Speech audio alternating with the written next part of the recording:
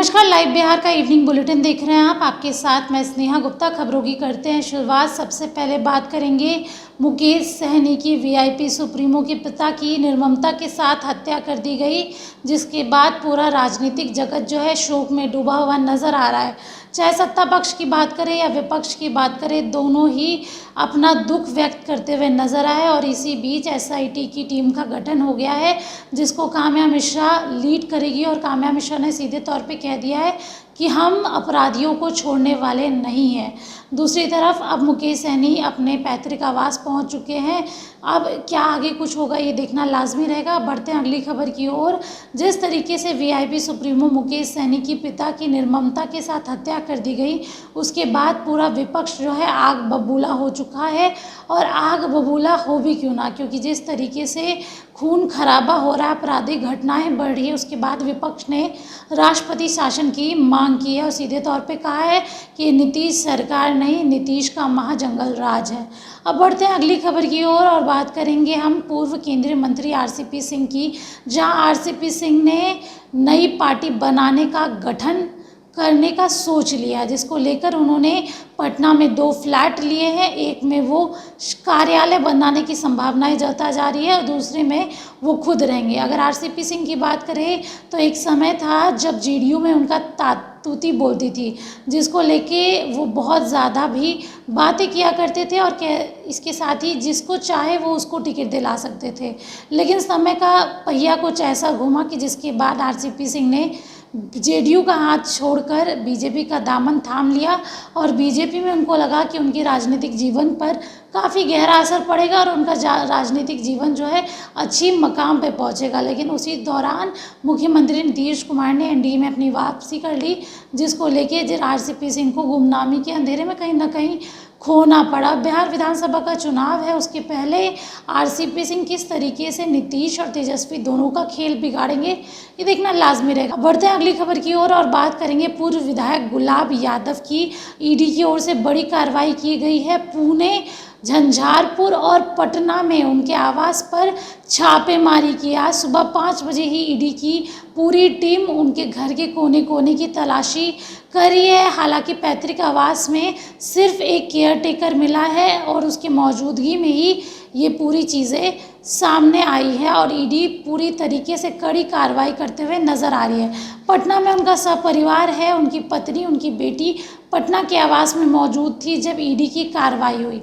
अब बढ़ते हैं अगली खबर की ओर और बात करेंगे बीपीएससी टीआरई 3 की शिक्षक भर्ती परीक्षा की, जहां पर इस बार बीपीएससी ने जो है शिक्षक भर्ती परीक्षा को लेकर नया फरमान जारी किया है। फरमान भी कहिए और एक तरीके से नई नीति भी, क्योंकि इस बार बीपीएससी कोई भी ऐसी चूक नहीं करेगी जिसके कारण पेपर लीक होगा। अब इसको लेके प्रेस कॉन्फ्रेंस भी कर दी गया है। आपको बता दें कि बिहार में तीसरे चरण की शिक्षक भर्ती परीक्षा 19 से 22 जुलाई को होगी। इसको लेकर आयोग ने फुल प्रूफ प्लानिंग कर ली। आयोग के अध्यक्ष रवि मनु भाई ने प्रेस कॉन्फ्रेंस की। उन्होंने बताया कि टीआरई 3 में नए तरीके से जो है सारी चीज़ें होंगी। चेयरमैन ने यह भी कहा कि पेपर लीक वाले चैनल को तुरंत चिन्हित कर लिया जाएगा। पेपर लीक हुआ तो उसका विस्तार उसी ज़िले से तक होगा, दूसरे ज़िले पर इसका असर नहीं पड़ेगा। उदाहरण के लिए नवादा में अगर पेपर लीक होता है तो उसका असर पूरे राज्य के केंद्रों पर नहीं पड़ेगा। इसके लिए हर ज़िले के हिसाब से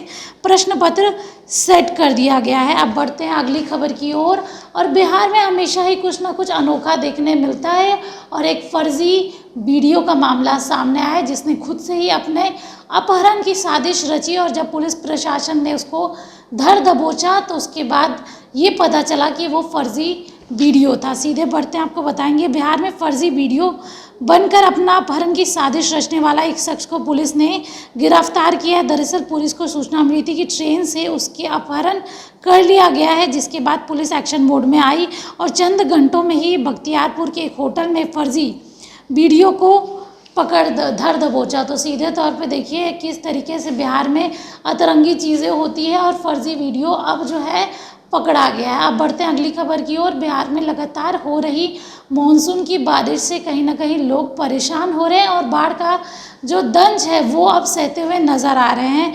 सहरसा में भी यही नज़ारा देखने को मिल रहा है। कोसी नदी में बढ़ते जल स्तर के कारण जिले के प्रखंड में हर जगह पानी घुस गया है।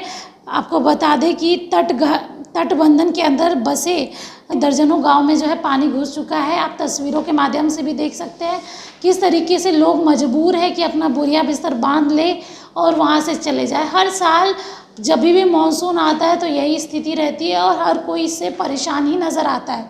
अब बढ़ते हैं अगली खबर की ओर और बात करेंगे कि 22 तारीख से सावन की शुरुआत होने वाली है, जिसको लेके इस बार रेल जो है काफ़ी ज़्यादा ट्रेनों का संचालन करेगा, जो श्रद्धालुओं को सीधे बाबा के द्वार पहुंचाएगा। आपको बता दें शिव भक्तों की सहूलियत के लिए पूर्व मध्य रेल ने सावन स्पेशल ट्रेन चलाने का फैसला किया है। पूर्व मध्य रेल में मुख्य जनसंपर्क अधिकारी सर चंदन ने बताया है कि श्रावण मेले के अवसर पर श्रद्धालुओं की सुविधा हेतु पूर्व मध्य रेल द्वारा पटना एवं और भी ज़िलों में चलाया जाएगा। इसके साथ ही आपको बता दें सीधे तौर पे सावन में जिस तरीके से बाबा के भक्त जो है वो देवघर जाना चाहते हैं, अब उनके लिए सहूलियत होगी।